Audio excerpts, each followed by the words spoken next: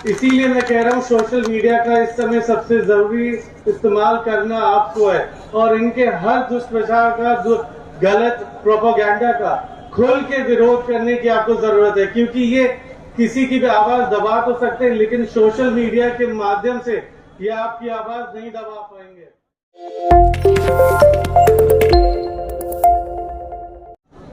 साथियों, हमें आदरणीय बहन जी के कार्यकाल के वक्त को याद करने की जरूरत है।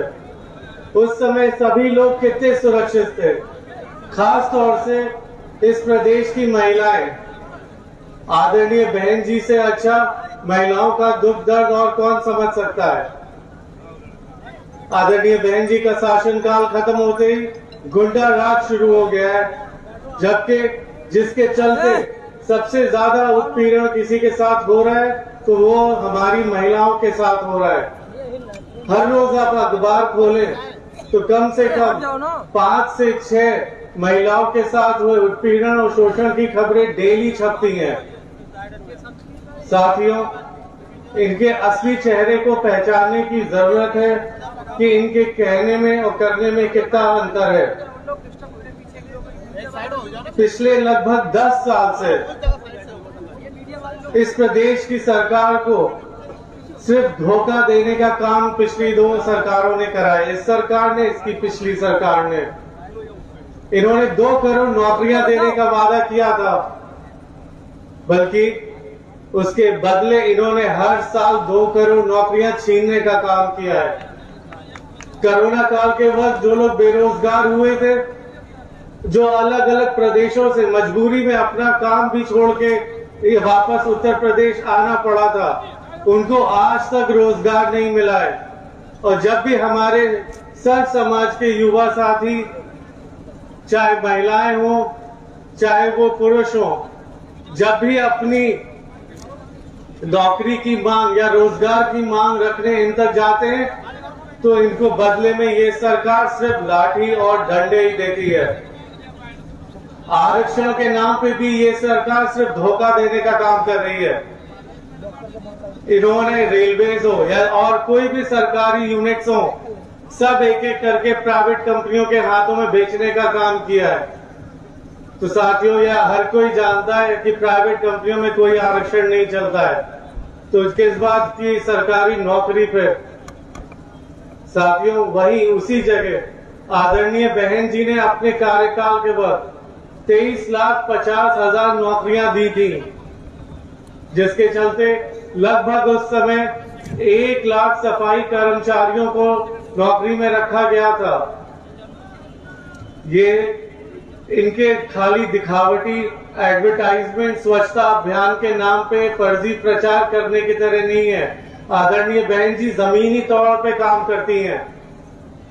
साथियों, उस समय लगभग 2 लाख से ज्यादा टीचरों को नौकरियां दी गई थी। युवाओं के अच्छे भविष्य के लिए अनेकों school, colleges, IT college, engineering college, medical college, बल्कि कई यूनिवर्सिटीज खोली गई थी। साथियों, आदरणीय बहन जी के कार्यकाल के वक्त यमुना एक्सप्रेसवे बनाया गया, जिसने आगरा को दिल्ली से जो 5 घंटे की दूरी थी महज 2 घंटे में पूरा करने का जो काम कर रहा था। और जेवर एयरपोर्ट उसी के पास, जिसका आजकल आप लोग बहुत नाम सुन रहे होंगे।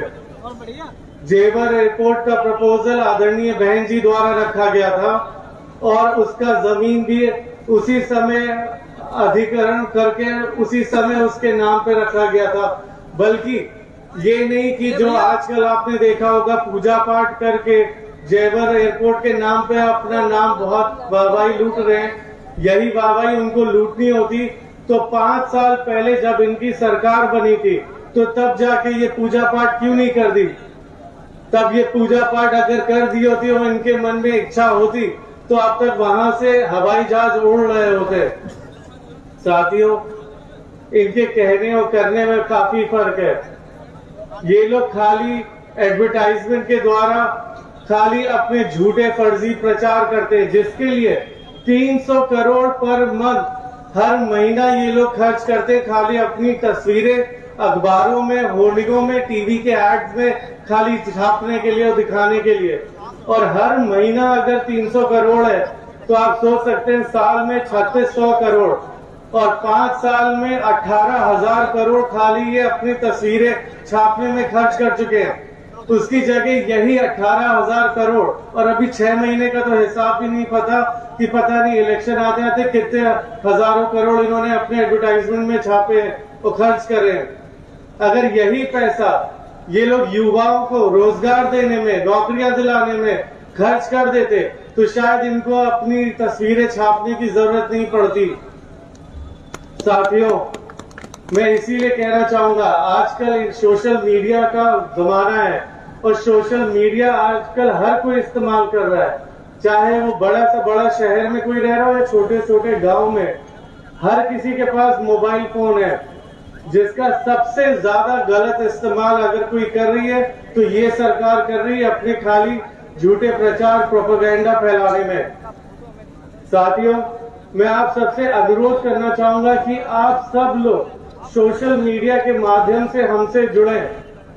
आपकी जो लोग हम तक नहीं पहुंच पा रहे हैं या दूर दूर प्रदेश में रहते हैं वो हम तक नहीं आ सकते हैं, तो वो सोशल मीडिया के माध्यम से हमसे जुड़ सकते हैं, अपनी तकलीफें रख सकते हैं। और मैं आपको ये वादा देता हूँ कि आपकी एक एक तकलीफ नोट करी जाएगी और आदरणीय बहन जी तक आपकी एक एक तकलीफ पहुंचाई जाएगी और उसका समाधान करने का पूरा प्रयास किया जाएगा।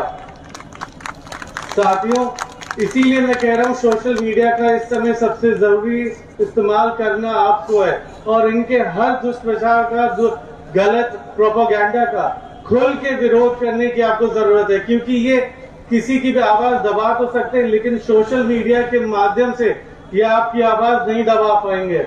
हर कोई खुल के अपनी बात रख सकता है। और साथियों, ये एक ऐसा हथियार है जिसको जो चाहे जब चाहे खुल के इस्तेमाल कर सकता है इनका विरोध करने में। तो मैं इसीलिए आप लोग से अनुरोध करूंगा, मेरे पास बातें बहुत है, वक्त कम है, क्योंकि आप सब लोग मेरे आदरणीय पिताजी की विचार सुनने आए, काफी देर से यहाँ बैठे हैं।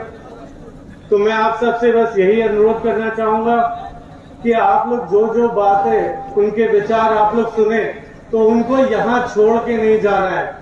उनकी बातें, उनके विचार घर घर जाके पहुंचाना है और हर जगह कोई भी आपको इस सत्ता के नशे में या ताकत में आपको डराने दबाने की कोशिश करे, खासतौर से इस प्रदेश की महिलाओं को, तो उनको बस एक चीज बोल देनी है कि आदरणीय बहन जी आ रही हैं।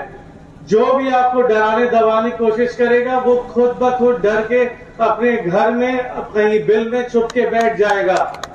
तो जो भी डरा है उसको बता दे कि आदरणीय बहन जी 5वीं बार इस प्रदेश की मुख्यमंत्री बन के आने जा रही हैं। साथियों, इन्हीं शब्दों के साथ मैं आपसे आज्ञा लेना चाहूंगा।